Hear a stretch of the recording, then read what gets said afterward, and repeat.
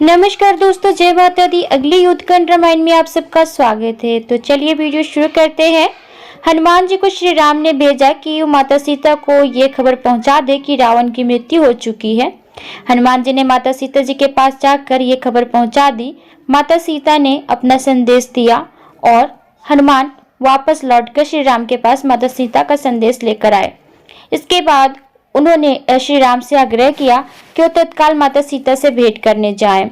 हनुमान जी ने विनती करके कहा, उन्होंने इतनी पीड़ा सही है और वह आपसे भेंट करने को तरस रही हैं, इसलिए आपको तत्काल अशोक वाटिका में जाना चाहिए।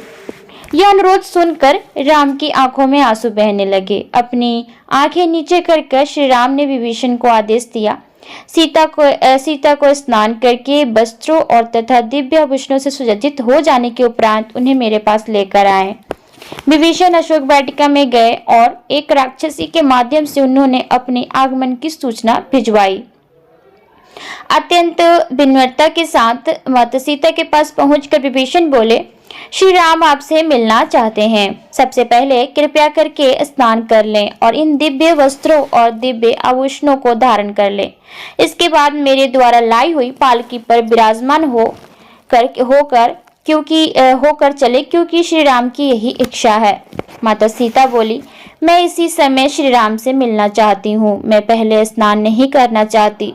परंतु विभीषण ने कहा, आप अपने पति की इच्छा पूरी करें, क्योंकि यही सर्वोत्तम है और यह आपके लिए शुभ और मंगलकारी होगा। माता सीता स्नान करने चली गई और फिर बहुत सुंदर ढंग से वस्त्र धारण करने के उपरांत वो पालकी में बैठ गई और पालकी के द्वारा ही उन्हें राम के सामने लाया गया। विभीषण जब राम जी के पास पहुंचे तो उन्होंने देखा कि श्री राम का सिर झुका हुआ है, मानो वह किसी गहन चिंतन में निमग्न है। विभीषण ने माता सीता के आगमन की सूचना दी और तब श्री राम ने सीता को तत्काल उनके सामने लेकर आने को कहा। उत्सुकता के कारण बानरों का दल सीता की एक झलक मात्र पाने के लिए एकत्रित हो गया। विभीषण ने अपने 4 सहयोगियों की सहायता से उन्हें पीछे धकेला ताकि सीता और श्री राम एकांत में भेंट कर सके। इस कारण से वहां बहुत हल्ला गुल्ला होने लगा।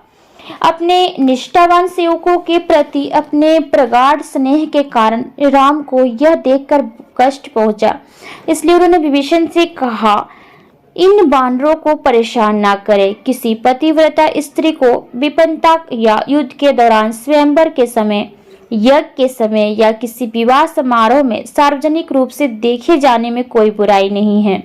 यदि बानरगण सीता के दर्शन करना चाहते हैं तो कृपया उन्हें दर्शन करने दें।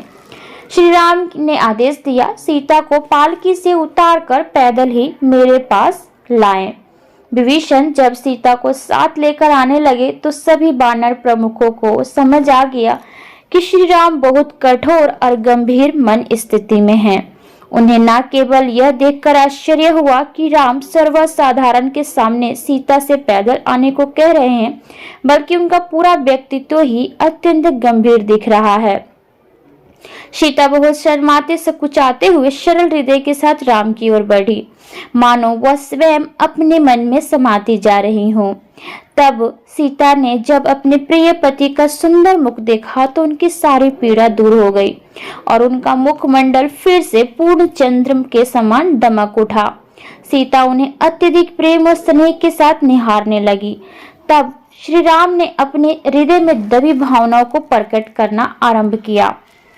श्री राम का हृदय अपने कुल की बेदाग प्रतिष्ठा पर दाग लगने के भय से पीड़ित था। इस कारण उन्होंने क्रुद्ध स्वर में सीता को संबोधित किया। राम बोले, मैंने रावण द्वारा किए गए मेरे अपमान का प्रतिशोध लेकर आपको पुनः प्राप्त करने की अपनी शपथ पूर्ण कर दी है, परंतु आपको यह अवश्य जान लेना चाहिए कि राक्षस राज का वध करने का मेरा यह महान प्रयास वास्तव में आपकी खातिर नहीं था। मैंने यह कार्य केवल अपनी और इच्छाभुक कुल की प्रतिष्ठा बढ़ाने के लिए किया है। सच सच कहूँ तो आपको मेरे सामने आना मेरे लिए बिल्कुल भी प्रसन्नतादायक नहीं है। तो मिलते हैं आपसे अगली वीडियो में, तब तक के लिए आज्ञा दीजिए। धन्यवाद।